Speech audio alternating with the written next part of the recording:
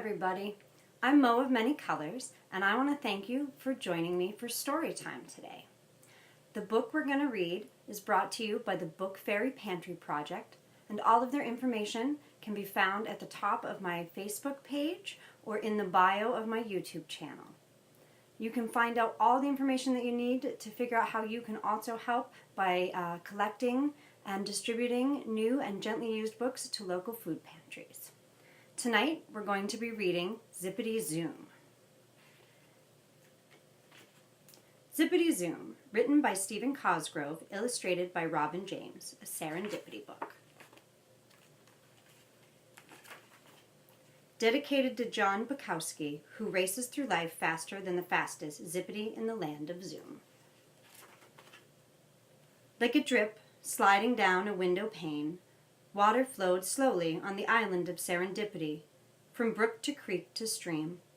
It finally became a river that flowed like molasses from a wide-mouthed jar. On the bank of the slow-moving river, a possum hung by its tail, blinking great, sleepy eyes, watching all that there was to see.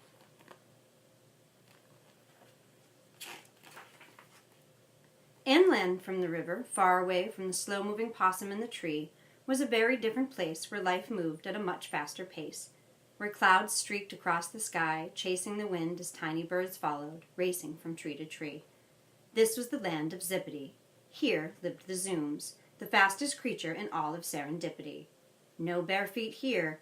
Instead, these creatures wore canvas shoes with racing treads. They also had horns that beeped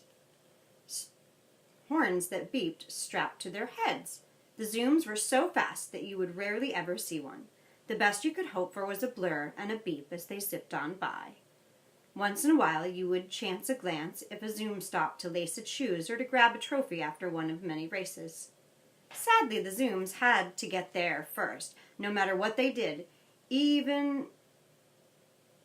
no matter that they didn't even know where there was or what they were supposed to see when they got there. The fastest of the fast was a Zoom called the Whiz, nothing more than a furry blur on a windy day. The Whiz was so fast that he would race anything and everything that moved. He would race the wind as it began to blow, and it was rumored by many that he could race his shadow and win. Faster than fast was the little Zoom called the Whiz. His room was filled with trophies and ribbons, all of them for always being first. Without question, he was the fastest creature in all the land. The Whiz was so fast that he would speak and then race ahead to listen to what he said. Wow, that's fast. The Whiz even ate fast, so fast that he wouldn't even know what he had eaten. He would stop for a moment in an orchard, and there he would gobble a bit of fruit, no matter if it was ripe, rotten, or green. Before you could swallow or burp or gasp, he had eaten and was back in the race. Things moved fast past the Whiz, so fast that all he saw as he raced along were blurs of color and shape. He never saw the sunrise, and he never saw it set, for the running of a race was all there was, and he had no time to stop or even slow down.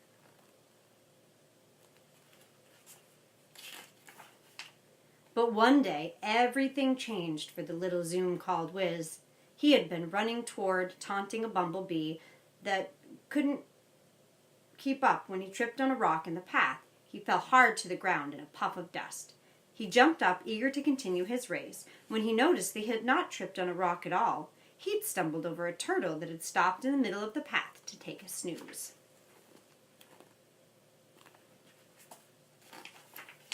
Now the Whiz was long and lean, but all in all he wasn't very mean.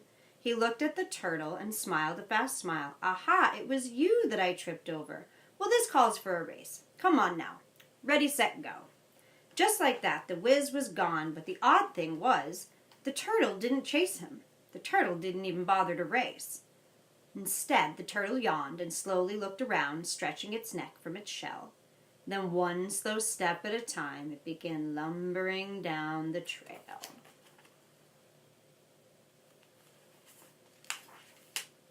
It wasn't long before Whiz realized he wasn't in a race. He was running all by himself. He skidded to a stop and looked back the way he'd come, But the turtle must race, he muttered quickly to himself. Everybody races, everybody in Zippity. That's what makes us Zooms. Quickly he zipped back and forth. He zoomed around and around the turtle, again challenging it to a race, and then shot off like a flash down the trail. Once again, the turtle didn't show the slightest interest in racing. He simply stood there and watched a butterfly fly by. In moments, the whiz was back again. Turtle, groaned the little Zoom. You must hurry or you'll be late. If you are late, you will never win. The turtle slowly turned his head and smiled. Late for what? He asked. Why, said the whiz, for the next race to run. And what do you win? The little turtle asked quietly. But that's simple, blurted the furry Zoom. You win a ribbon, and you get to be first to run the next race. Ah, that isn't enough of a prize for me, the turtle said slowly. For I win every day, and I have never run a race, and that is a prize you have never won. This is nonsense, said the whiz as he ran away. Winning without racing? Prizes I've never won? Nonsense. As the day raced by, the whiz outran a bumblebee in a race by little more than a buzz. He was faster than a flock of hummingbirds and beat them by a beak. Why, he even raced the wind and won in a breeze. But the turtle's words haunted the little Zoom all day as he raced about, and all the winning didn't mean very much. What prize could be more than winning? He asked himself as he zoomed along in a blur. I must know. With that, faster than an eagle could fly, he zipped back to the turtle to hear more about this turtle's tale of winning. He's very curious. Okay, Mr. Turtle, what prize have you won without running a race? What prize have I never won? Ho, ho, chuckled the turtle as he looked about. You can't have the prize until you enter the contest. And just what is this contest? Asked the confused Zoom. Why, to see all that you can see, the turtle laughed. I win then, said the whiz, for I have seen so much today. Such as? Asked the turtle. Why, I raced through the forest, I zipped through the meadow, and I flashed down the trail. So there, I win. Ah, chuckled the turtle. You raced by all those things, but did you really see any of it?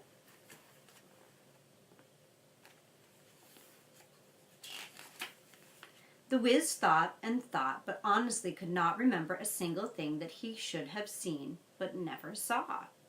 And so that day the turtle taught the Zoom, called the whiz, to look slowly at all there is to see. And as the turtle promised, win he did. He won so many prizes that they were hard to count. He watched the sun ease its way beyond the horizon and the gentle moon slowly rise.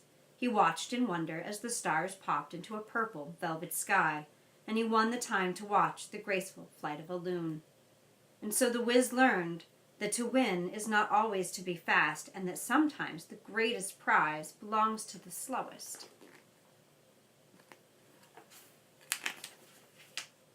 As you race through life, winning trophies for your room, slow down and look at the world you're in. Don't become a Zippity Zoom. The end.